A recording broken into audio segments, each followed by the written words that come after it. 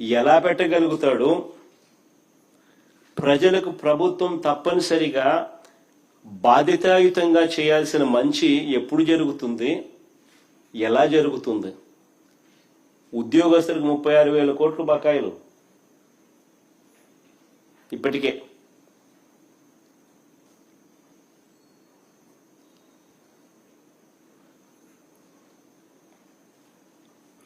అంటే ఈ చంద్రబాబు గారు తన జీవితం అంతా కూడా ఇక్కడే రోడ్లు, తన జీవితం అంతా ఇక్కడే కరెంటు, తన జీవితం అంతా ఇక్కడే నీళ్లు, తన జీవితం అంతా ఇక్కడే డ్రైనేజు, జీవితం అంతా అప్పులు చేస్తాడా? అంతవరకు రాష్ట్రంలో ఇలా ప్రజలు రాష్ట్రము ఇబ్బందులు పడుతూనే ఉండాలా?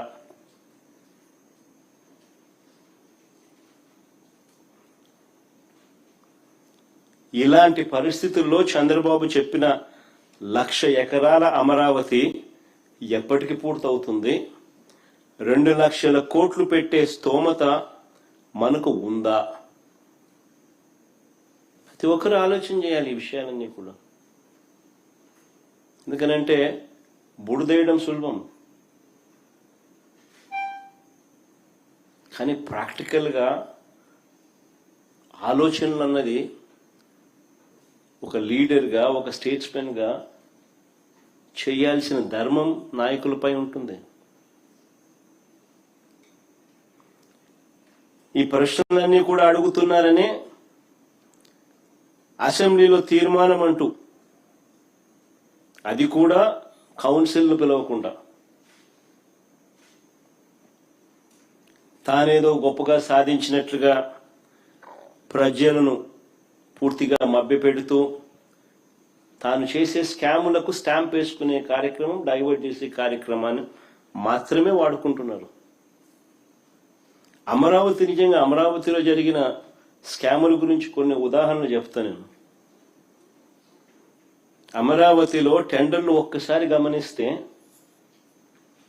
2018లో ఏ పనులు ఎవరు చేశారో 2024లో టెండర్లు రద్దు చేసిన తర్వాత కూడా మళ్ళీ అవే కంపెనీలకు పనులు దక్కాయి.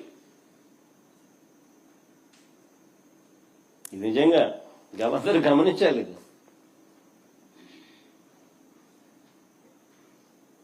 అమరావతిలో టెండర్లు ఒకసారి గమనిస్తే 2018లో ఏ పనులు ఎవరు చేశారో 2024లో టెండర్లు రద్దు చేసిన తర్వాత కూడా మళ్ళీ అవే కంపెనీలకు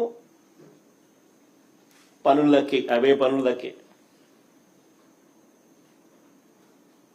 ఇది గూడుపుటాని కాదా అని అడుగుతా ఉన్నా, మాఫియా వ్యవహారం కాదా అని అడుగుతా ఉన్నా. ఒకవైపున అనూహ్యంగా టెండర్లు రద్దు చేసి రేట్లు పెంచేస్తున్నారు, మరోవైపు టెండర్లను రిగ్ చేసి మళ్ళీ వాళ్లే టెండర్లు పొందుతున్నారు.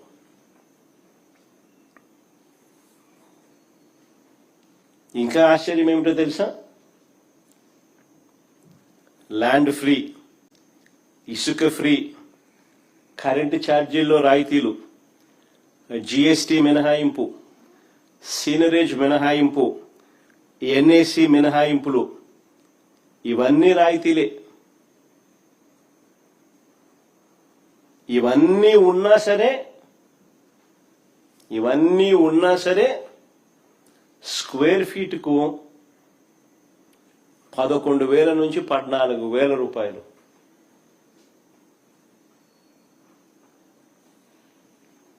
చూపిస్తా ఉన్నారు. ఇది భయంకరమైన దోపిడీ కాదా? క్యాపిటల్ గా అమరావతి రియాలిటీ సంగతి పక్కన పెడితే, ఒక నిమిషం, క్యాపిటల్ గా అమరావతి రియాలిటీని కాస్త పక్కన పెడితే, దేశంలో అతిపెద్ద స్కామ్ కు, కరప్షన్ కు చంద్రబాబు నిజంగా క్యాపిటల్ చేసినాడు.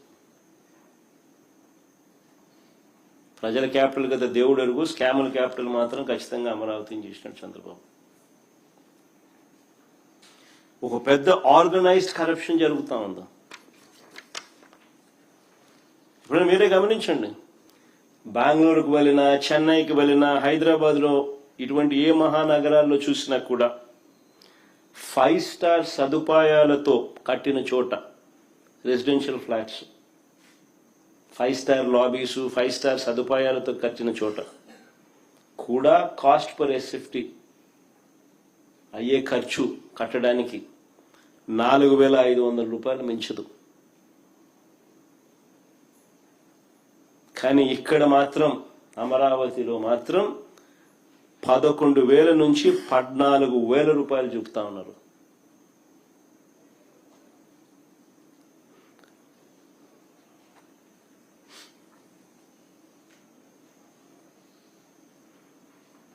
అది కూడా 11,000 నుంచి 13,000 చూపుతున్నారు. అది కూడా మళ్ళీ ఇన్ని రాయితీలు ఇచ్చిన తర్వాత, ఇన్ని మినహాయింపులు ఇచ్చిన తర్వాత. ఏమేమి మినహాయింపులు? జిఎస్టీ లేదు, ఇసుక ఫ్రీ, కరెంటు ఛార్జీలు రాయితీ, జిఎస్టీ మినహాయింపు, సీనరేజ్ మినహాయింపు, ఎన్ఏసి మినహాయింపు, ఇవన్నీ మళ్ళా కలుపుకొని ఇవన్నీ తీసేసిన తర్వాత కూడా స్క్వేర్ ఫీట్ 11,000 నుంచి 14,000 రూపాయలు. మిగతా వాళ్ళంతా ఎన్ని కూడా వేసుకోవాలి. మిగతా హైదరాబాద్లో కానీ, బెంగళూరులో కానీ, చెన్నైలోని కట్టే 4,500 ఇవన్నీ కూడా ఉంటాయి.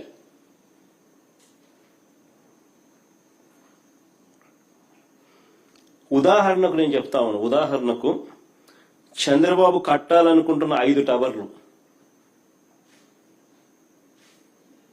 వాటి టెండర్ల పరిస్థితి ఒక్కసారి గమనించమని కోరుతా ఉన్నా. వీళ్ళు చేసే దోపిడీ నిజంగా